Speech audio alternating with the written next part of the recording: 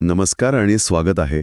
आज आपण एका अशा विषयावर बोलणार आहोत जो आपल्या सगळ्यांच्या म्हणजे परिचयाचा आहे, पण ज्याच्या खोलात आपण क्वचितच जातो. विषय आहे सामूहिक सागर संगीत आरती. आता आरती म्हटलं की आपल्या डोळ्यासमोर देवळातली गर्दी येते, टाळांचा आवाज आणि तो एक ठरलेला सूर. पण मला नेहमी हा प्रश्न पडतो की ही इतकी साधी वाटणारी गोष्ट इतकी प्रभावी कशी ठरते? म्हणजे यात असं काय आहे जे अध्यात्म, संगीत आणि समाजाला एकत्र विणतं? आजच्या या चर्चेत आपण याच प्रश्नाचं उत्तर शोधणार आहोत. आणि यासाठी आपल्याकडे आधार आहे विद्या वाचस्पती विद्यानंद यांच्या या विषयावरील सखोल लेखनाचा. तर मग सुरुवात करूया का? आपण नेहमी सागर संगीत आरती असा शब्दप्रयोग करतो, पण या सागर संगीत शब्दातच खूप काय दडलंय की नाही? अग्र संगीत म्हणजे काय? फक्त संगीत सोबतच न की त्याहून अधिक काही? स्त्रोतामध्ये याबद्दल काय म्हटलं आहे? खूप चांगला मुद्दा आहे. कारण इथूनच म्हणजे या सगळ्या प्रक्रियेचा गाभा सुरू होतो. स्त्रोतानुसार साग्र संगीत म्हणजे केवळ साथीला वाद्य असणं इतकं मर्यादित नाही. यात शब्द, सूर, ताल, वाद्य आणि सर्वात महत्त्वाचं म्हणजे तो सामूहिक भाव, या सगळ्यांचं एक सुसूत्र मिश्रण आहे. ही केवळ एक कृती नाहीये, हा एक संपूर्ण अनुभव आहे. तुम्हीच विचार करा, जेव्हा 100 लोक एकत्र येऊन एकाच वेळी, एकाच सुरात, एकाच रेत गातात, तेव्हा काय होतं? एक प्रचंड ऊर्जा निर्माण होते, हे नक्की. ती आपल्याला जाणवते सुद्धा. पण हे फक्त एक मानसिक समाधान आहे की यामागे काही शास्त्रीय कारणं आहेत? स्त्रोतामध्ये सकारात्मक कंपने असा उल्लेख आहे. हे नक्की काय आहे? हो, आणि हेच खूप आकर्षक आहे. स्रोत सांगतो की हे अनेकदा कसं सांगू, जसं पाण्याच्या पृष्ठभागावर अनेक लहान लहान दगड एकाच वेळी टाकले जातात ना, प्रत्येक दगड स्वतःची वर्तुळं तयार करतो, पण जेव्हा ते एकत्र येतात तेव्हा एक मोठी शक्तिशाली लहर तयार होते. तसंच काहीसं आवाजाच्या कंपनांचं होतं. 100 लोकांचा एकसंध सूर एक अशी ऊर्जा निर्माण करतो जी तुम्हाला अक्षरशः जाणवते. ती केवळ कानांना ऐकू येत नाही, तर ती तुमच्या शरीरावर आणि मनावर परिणाम करते. मनातला गोंधळ, विचारांची गर्दी कमी व्हायला लागते. मी आणि माझे विचार याच्या पलीकडे जाऊन आपण त्या सामूहिक ऊर्जेचा एक भाग आहोत, ही भावना निर्माण होते. म्हणजे हा फक्त श्रद्धेचा खेळ नाहीये, यामागे एक प्रकारचं ध्वनिशास्त्र आणि समूह मानसशास्त्र सुद्धा आहे. आणि तुम्ही म्हणालात तसं मीपणा विरघळून आपण ही भावना येते. ही गोष्ट वैयक्तिक पातळीवर मनाला शांत करण्यासाठी खूप उपयोगी ठरत असेल. नक्कीच, ही प्रक्रिया अंतःकरण शुद्ध करणारी आणि मन एकाग्र करणारी आहे, असं स्रोत म्हणतो. कारण तुमचं लक्ष आपोआप त्या सुराकडे आणि तालाकडे खेचलं जातं. आणि इथेच गोष्ट अजून रंजक होते, कारण ही आरती फक्त भक्तीचा आविष्कार नाही, तर ती मनाला एक प्रकारची शिस्त लावते. आपण पाहतो की प्रत्येक आरतीसाठी एक ठराविक राग असतो, एक विशिष्ट लय आणि एक ठरलेली गती असते. त्यामुळे काय होतं की आरती ऐकणारा आणि म्हणणारा दोघंही आपोआप त्या वर्तमान क्षणात स्थिर होतात. तो सूर आणि तो ताल आपल्याला भूतकाळातल्या चिंता आणि भविष्यातल्या योजनांमधून बाहेर काढून त्या क्षणात जगायला भाग पाडतात. हो, आणि गंमत म्हणजे ही शिस्त आपल्याला कोणी लावत नाही, ती आपोआप लागते. मला आठवतंय, लहानपणी गणपतीतल्या आरत्यांची मजाच वेगळी होती. सुरुवातीला मी मुलं खूप मस्ती करायचो, एकमेकांना कोपराने ढकलायचो.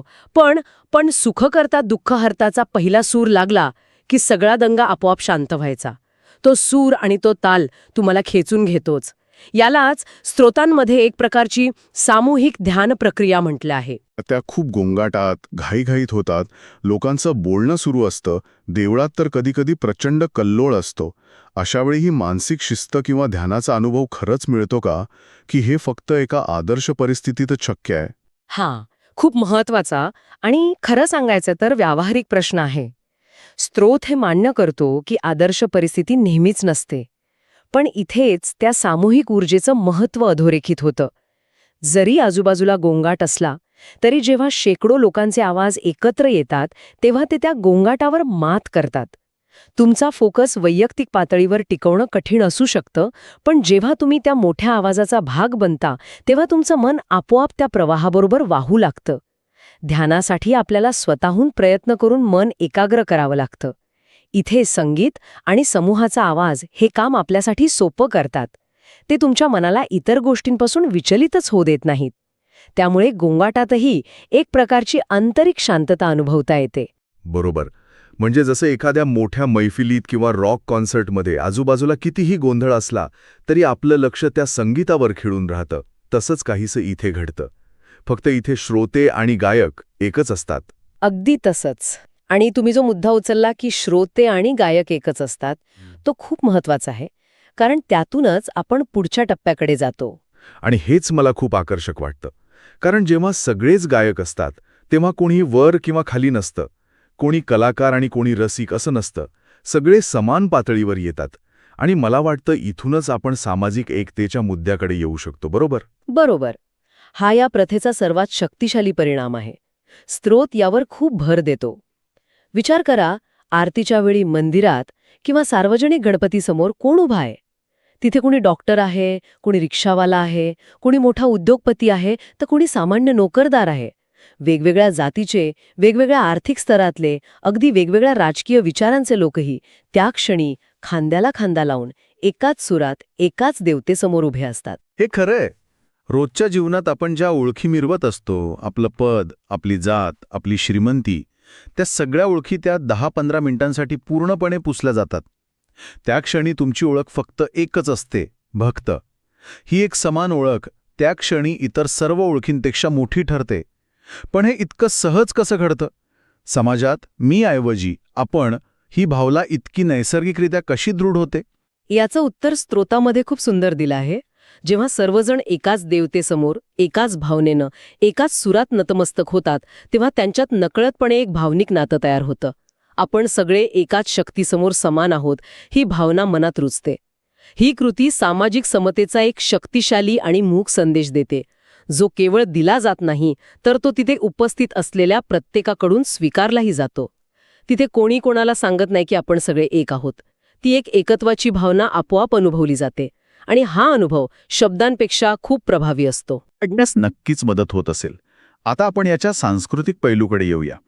कारण आरती म्हणजे केवळ अध्यात्म आणि समाजकारण नाही, तर तो एक मोठा सांस्कृतिक ठेवा सुद्धा आहे. हो, आणि हा पैलू अनेकदा दुर्लक्षित राहतो. स्त्रोत याला जिवंत सांस्कृतिक वारसा म्हणतो. आपण अनेकदा पारंपरिक संगीत, जुन्या रचना किंवा राग विस्मरणात जाण्याची भीती व्यक्त करतो. पण साग्र संगीत आरती हे एक असं जिवंत माध्यम आहे, ज्यातून हा वारसा पुढच्या पिढीपर्यंत सहज पोहोचतो. तुम्ही सांस्कृतिक वारसाचा उल्लेख केलात, हे खूप महत्वाचं आहे. आपण अनेकदा कालबाह्य झालेल्या आरत्यांबद्दल ऐकतो. पण स्त्रोतात एखाद्या विशिष्ट आरतीचं उदाहरण दिलंय का, जिच्या राग किंवा तालामुळे ती एका विशिष्ट वेळीच गायली जाते आणि त्यामुळे तो संगीत प्रकार जिवंत राहिलाय? हो, अर्थातच. स्त्रोतात पहाटे होणाऱ्या काकड आरतीचं सुंदर उदाहरण दिलं आहे.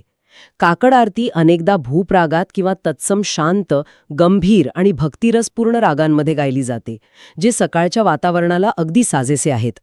आत्ताच्या काळातल्या मुलांना कदाचित शास्त्रीय संगीताच्या क्लासला जाऊन भूपराग शिकायला वेळ मिळणार नाही. पण रोज सकाळी देवळात किंवा घरी काकड आरती ऐकून त्या रागाचे सूर त्यांच्या कानावर पडतात आणि नकळतपणे त्यांच्या मनात ते रुजतात. जर ही प्रथा बंद झाली तर नवीन पिढीची भूपरागाशी होणारी ही रोजची ओळखच संपून जाईल. वा, म्हणजे देवळं आणि घरं ही एक प्रकारे संगीताची जिवंत कार्यशाळाच आहेत, जी रोज भरतात. अगदी बरोबर. आणि फक्त रागच नाही, तर पारंपरिक वाद्य जसे की टाळ, मृदंग, पखवाज, संबळ वाजवण्याची परंपराही यातून जपली जाते. आरतीच्या ठेक्यावर टाळ कसा वाजवायचा हे शिकण्यासाठी कोणतीही वेगळी शाळा नसते.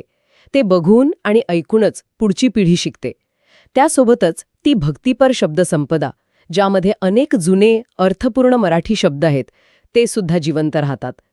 ही केवळ एक ऐतिहासिक ठेवा म्हणून जपलेली गोष्ट नाही, तर ती एक जिवंत संस्कृती ठरते, जी रोज जगली जाते. आणि या सगळ्याचं आजच्या धावपळीच्या आणि तणावग्रस्त जीवनात काय महत्त्व आहे? कारण आज आपल्याकडे मनोरंजनाचे आणि स्वतःला व्यक्त करण्याचे अनेक आधुनिक मार्ग आहेत. मग या जुन्या प्रथेची आजच्या काळात काय प्रासंगिकता आहे? यावर स्रोत खूप महत्वाचा मुद्दा मांडतो. आज आपण मानसिक आरोग्याबद्दल खूप बोलतो. ताणतणाव, चिंता, नैराश्य यांसारख्या समस्या वाढत आहेत. अशा परिस्थितीत सामुदायिक साग्रसंगीत आरती एक उत्तम आणि सहज उपलब्ध उपाय ठरू शकते. याचं कारण असं आहे की जेव्हा तुम्ही समूहात गाता तेव्हा नकळतपणे तुमचा श्वासोच्छ्वास लयबद्ध होतो, जो एक प्रकारचा प्राणायामच आहे. यामुळे शरीरातील ऑक्सिजनची पातळी वाढते, रक्ताभिसरण सुधारतं, तो भक्तिभाव मनात सकारात्मक भावना निर्माण करतो. विज्ञानाच्या भाषेत सांगायचं तर यामुळे फील गुड हॉर्मोन्स जसे की एंडोर्फिन्स तयार होतात. या सगळ्यामुळे तणाव कमी होतो, मन प्रसन्न होतं आणि व्यक्तीला धावपळीच्या आयुष्यातून थोडा वेळ काढून अंतर्मुख होण्याची, स्वतःच्या आत डोकावण्याची संधी मिळते. म्हणजे हे एक प्रकारे स्पिरिच्युअल वेलनेस किंवा आध्यात्मिक आरोग्याचं एक संपूर्ण पॅकेजच आहे, ज्यात संगीत थेरपी, मेडिटेशन, सोशल कनेक्ट आणि कल्चरल ॲक्टिव्हिटीज सगळंच एकत्र येतं. कमाल आहे. तर या सगळ्याचा अर्थ काय? आपण या चर्चेच्या शेवटच्या टप्प्यात आलो आहोत. हे सगळं एकत्र जोडून पाहिलं तर काय दिसतं? हे सगळं एकत्र जोडलं की दिसतं की सामूहिक सागरसंगीत आरती ही केवळ देवाची पूजा करण्याची एक पद्धत किंवा एक धार्मिक विधी नाही, तर ती भक्ती, संगीत, मानसिक आरोग्य, समाज आणि संस्कृती यांना एकत्र जोडणारी एक सशक्त आणि बहुआयामी साधना आहे. आणि तिची रचनाच इतकी सुंदर आहे की ती एकाच वेळी अनेक पातळ्यांवर काम करते. अगदी बरोबर. ही एक अशी प्रक्रिया आहे जी दुहेरी काम करते.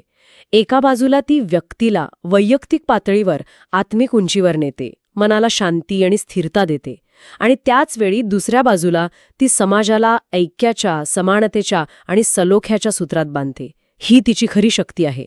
म्हणूनच स्रोताच्या शेवटी म्हटल्याप्रमाणे अशा आरतीचं जतन करणे, तिचं नियमित आचरण करणे आणि तिचा प्रसार करणे ही केवळ एक धार्मिक गरज नाही, तर ती एक सामाजिक आणि सांस्कृतिक काळाची गरज आहे. कारण ती आपल्याला व्यक्ती म्हणून आणि समाज म्हणून अधिक समृद्ध करते. खूपच सखोल आणि मार्मिक चर्चा झाली. तर आजच्या चर्चेनंतर ऐकणाऱ्यांसाठी एक विचार. स्त्रोतामध्ये आध्यात्मिक संदर्भात सामूहिक आवाजाच्या शक्तीबद्दल सांगितलं आहे. आपण असा विचार करू शकतो का की जीवनातील इतर क्षेत्रांमध्ये, जसे की सांघिक खेळ जिथे चाहते एकत्र घोषणा देतात, किंवा शाळेतलं राष्ट्रगीत, किंवा अगदी एखाद्या सामाजिक आंदोलनातील घोषणा, अशा एकत्रित आणि लयबद्ध कृतींमुळे सुद्धा एकता आणि सामूहिक ऊर्जेची समान भावना निर्माण होते का? आणि त्यातून आपण काय शिकू शकतो यावर नक्की विचार करा.